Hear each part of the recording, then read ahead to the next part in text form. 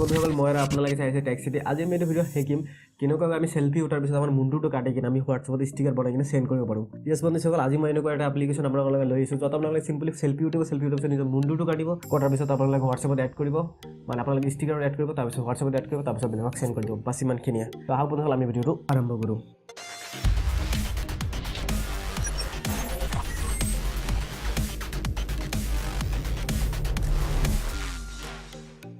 বন্ধুসকল প্ৰথমতে আপোনালোকক মই এটা কথা কৈ দিওঁ কালি যিটো মোৰ ভিডিঅ' আছিল এইটো ভিডিঅ'ৰ পিছত প্ৰচেছ আছিল এইটো অলপ লেন্দি প্ৰচেছ আছিল বেকগ্ৰাউণ্ড ৰিমুভ কৰক তাৰপিছত ষ্টিকাৰত এড কৰক তাৰপিছত হোৱাটছএপত এড কৰক তাৰপিছত সেন্ড কৰক বহুত অলপ লেন্দি লাগিছিল বাট আজি যিটো প্ৰচেছ আছে এইটোত বাছ আপোনালোকে খালি মুণ্ডটো কাটিব। তো বন্ধুসকল আপোনালোকৰ মুণ্ডটো কাটিব কাৰণে মানে আপোনালোকৰ নিজৰ থপৰাৰ পৰা ষ্টিকাৰ বনাবলৈ আপোনালোকে চিম্পলি যাব লাগিব প্লে ষ্ট'ৰত প্লে ষ্ট'ৰত যাব প্লে ষ্ট'ৰত যোৱাৰ পিছত ইয়াতে চাৰ্চ কৰিব আপোনালোকে হোৱাটছএপ।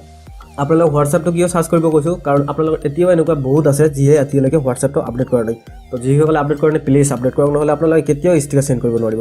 তাৰপিছত আপোনালোকৰ মুণ্ডটো কটা এপটো হ'ল আপোনালোকৰ ষ্টিকাৰ মেকাৰ। আপোনালোকে ইয়াতে ষ্টিকাৰ মেকাৰ চাৰ্চ কৰিব বাছ আহি যাব যিটো প্ৰথমত আহিব এইটো আছে আপোনালোকে এইটো ইনষ্টল কৰি ল'ব। মই অলৰেডি ইনষ্টল কৰি ৰাখিছোঁ। তো ফ্ৰেণ্ডছ বাছ আপোনালোকে ইয়াৰ পৰা অ'পেন কৰি দিব। অ'পেন কৰাৰ পিছত আপোনালোকৰ এনেকুৱা এটা ইণ্টাৰফেচ আহিব ইয়াতে আছে আপোনালোকে ইয়াৰে নিউ ষ্টিকাৰ পেক আপোনালোকে ইয়াতে ক্লিক কৰিব। তাৰপিছত ইয়াতে আপোনালোকে ষ্টিকাৰৰ নামটো দি দিব। ষ্টিকাৰৰ নামটো মই দিওঁ টেক্সিটি আৰু অথৰটো দিছোঁ ৰয় বাছ তাৰপিছত ক্ৰিয়েট হৈ গ'ল। হোৱাৰ পিছত ইয়াতে আপোনালোকে ক্লিক কৰক। ক্লিক কৰাৰ পিছত ইয়াতে আপোনালোকে ট্ৰাই আইকনত ক্লিক কৰক। ইয়াতে চাওক অপশ্যন আছে দুটা টেক ফটো আৰু চিলেক্ট ফাইল। আপোনালোকে ইয়াতে অপশ্যন আছে আপোনালোকে সেলফি উঠিব বাট মই আপোনালোকক মই নিজৰ ফেচটো এতিয়া ৰিভিল নকৰিম তো মই অবভিয়াছলি আপোনালোকক নেদেখাওঁ। তো মই এতিয়া আপোনালোকক দেখুৱাম মই যিটো আমাৰ নেক্সট অপশ্যন আছে এইটো দি চিলেক্ট ফাইল ইয়াতে ফাইলত ক্লিক কৰিম। ক্লিক কৰাৰ পিছত আপোনালোকে আহি যাব ইয়াতে অহাৰ পিছত আপোনালোকে ইয়াতে ফাইল চিলেক্ট কৰিব। ইয়াতে মই ফাইল ডাউনলোড কৰি ৰাখিছোঁ কেইটামান ইয়াৰ পৰা মই দেখুৱাম আপোনালোকক বাছ ইয়াতে আহি গ'ল। আহি যোৱাৰ পিছত তো তাৰপিছত আপোনালোকৰ এনেকুৱা আহি যাব। এনেকুৱা অহাৰ পিছত আপোনালোকে চিম্পলি ড্ৰ কৰিব লাগিব নিজৰ হাতেদি ধুনীয়াকৈ ড্ৰ কৰিব। যিমান পাৰফেক্টলি ড্ৰ কৰিব আপোনালোকে ইমান আপোনাৰ ষ্টিকাৰটো দেখাত ভাল হ'ব। তাৰপিছত ইয়াতে য়েছ বাছ হৈ গ'ল। তাৰপিছত আপোনালোকে মনত ৰাখিব এনেকুৱাকৈ আপোনালোকে 4টা ফটো লাগিব মিনিমাম আপোনালোকে 4টা ফটো ইয়াতে চিলেক্ট কৰিব তাৰপিছতে আপোনালোকে হোৱাটছএপত ষ্টিকাৰ হিচাপত সেন্ড কৰিব পাৰিব। তাৰপিছত নেক্সট এনেকুৱা আহিব এনেকুৱাকৈ আপোনালোকে 4টা ফটো কৰিব।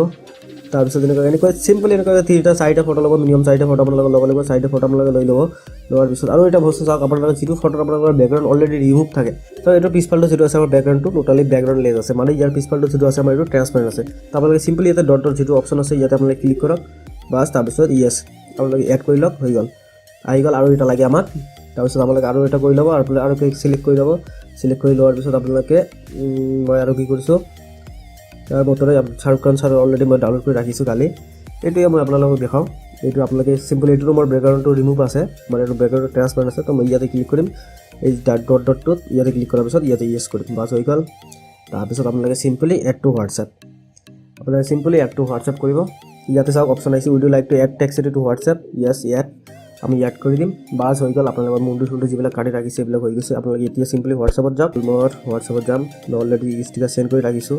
তো ফ্ৰেণ্ডছ অলৰেডি আপোনালোকে হয়তো জানে যে আপোনালোকে কেনেকৈ সেন্ড কৰিব লাগে বাট যিহেতু নাজানে সিহঁতৰ কাৰণে মই দেখাই আছোঁ।